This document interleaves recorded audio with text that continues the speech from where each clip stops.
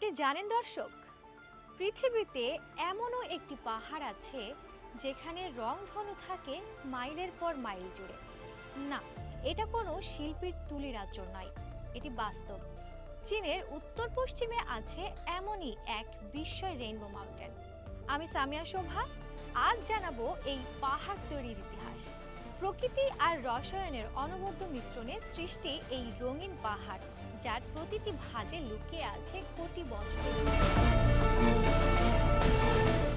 চীনের গাংসু প্রদেশের ঝাংয়ে শহরের কাছে অপূর্ব সৌন্দর্যের রেইনবো মাউন্টেন, যা স্থানীয়ভাবে দানজিয়ান ল্যান্ডফর্ম নামে পরিচিত।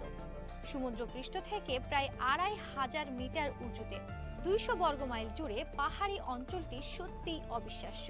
পাহাড়ের শরীর জুড়ে লাল, হলুদ, সবুজ, নীল, বাদামি, এমনকি বেগুনি রঙের স্তরগুলো একটির পর একটি সাজানো, যেন প্রকৃতির হাতে আঁকা তৈলচিত্র।